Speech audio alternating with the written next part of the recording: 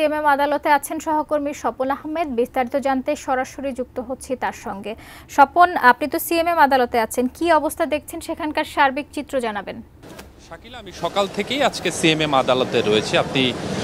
আমি এর আগেও বলেছি যে আজকে সকাল 6:30টার দিকে এই যে সরকারের অর্থাৎ আওয়ামী লীগ সরকারের যে বিশিষ্ট ব্যক্তিরা ছিলেন অর্থাৎ সালমান এফ রহমান, আইনমন্ত্রী আনিসুল হক, জুনায়েদ আহমেদ পলক এবং সাবেক আইজিপি আব্দুল্লাহ মামুন এবং পরবর্তীতে যিনি ট্রাইব্যুনালের সাবেক বিচারপতি মানিক যিনি ছিলেন, শাহাবুদ্দিন চৌধুরী মানিক, তাকেও আদালতে নিয়ে আসা হয় এবং নতুন করে যে মামলাগুলো হয়েছে অর্থাৎ 3টি থানায় লালবাগ, বাড্ডা এবং আদাবর থানায় বেশ কয়েকটি হত্যা মামলা হয়েছে। সবগুলোই কিন্তু হত্যা মামলায় তাদেরকে আদালতে হাজির করা হয়।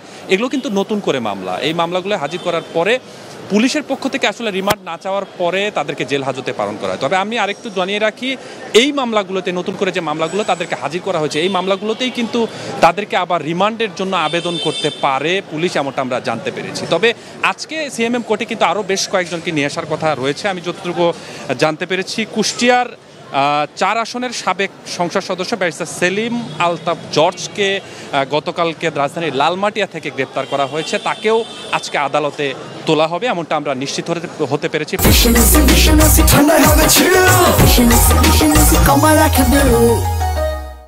যাত্রাবাড়ি থানার যে ওসি ছিলেন অর্থাৎ বৈষম্যবিরোধী ছাত্র আন্দোলন চলাকালে যিনি ওই থানার ওসি ছিলেন যাত্রাবাড়ি থানার, ওনার নাম হচ্ছে আবুল হোসেন, তাকেও গ্রেপ্তার করা হয়েছে কক্সবাজারের টেকনাফের একটি উপজেলা থেকে এবং তাকেও আজকে এই সিএমএম আদালতে আনা হবে।